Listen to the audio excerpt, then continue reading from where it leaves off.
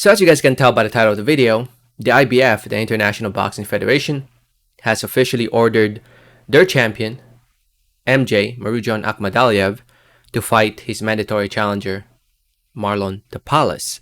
Before I get more into the video, I just want to say thank you so much for watching. Please subscribe for more boxing and please hit that like button. It helps out the video, it helps out the channel. I'd really appreciate it. So yeah, like I was saying, the IBF has ordered MJ versus Tapales. Dan Rafael, who used to write for ESPN, now has his own website.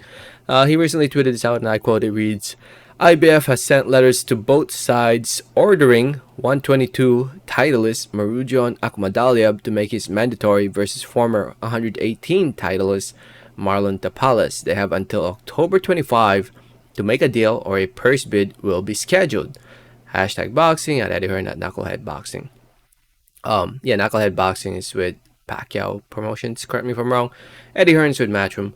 And yeah, those are the two fighters that represent both fighters. MJ with Matchroom. MJ, to those who don't know who he is, he's the current unified IBF and WBA champion of the world at 122 pounds, coming for a win against Ronnie Rios. Currently undefeated, 11-0, 8 wins coming by way of knockout or TKO. Arguably the best boxer from Uzbekistan at the moment. And now here he is looking like, well, they have to agree on something, right? Hopefully they do, because I like this fight. I'm a little biased because Marlon Tapales is from my home country, the Philippines. 30 years old now, 36-3, 19 wins coming by way of knockout TKO. I don't know how he got a shot at the world title after losing to Iwasa, but he did. After losing to Iwasa a couple years ago, he was able to rebound. I mean, he's had a good few wins, and now here he's found himself somewhat in, fighting for a world. I mean, he's already in the mandatory challenger. After losing to Iwasa, he lost. I mean, he beat Sonsona, who had 12 losses. He beat Teshigawara. And mind you, the Sonsona fight was above 130 pounds, so it wasn't really 122 pounds. The Teshigawara fight, that was a pretty good win. I gotta say, that was a very good win. I'll give him that. But then he went back. He fought earlier, or in the middle of this year, back in May against Estrella, who had 18 losses. So, but somehow he found himself fighting for a world title here.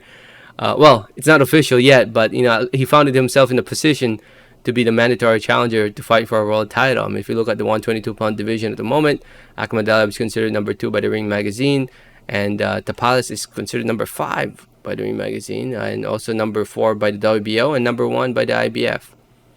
I think most of us would much rather see MJ versus Stephen Fulton. I think that fight, if that fight does happen, it will override this Tapales fight, but I don't even know if they're even trying to make this fight. I don't think that there's enough demand for PBC and the Zone and Matchroom and the PBC networks to work together to make MJ versus Fulton. I hope they are, though, because I think we all want to see an undisputed champion at 122 pounds, and hopefully we do see that, because it's basically just one fight away, with Fulton being the WBO and WBC champion. There's only 2 champions right now at 122 pounds, and all they have to do is just fight each other, and we will only have 1 champion. So, anyway, let me know what you guys think. Let me know your thoughts in the comments. Thanks for listening and watching, and like always, have a great day. Alright, thanks.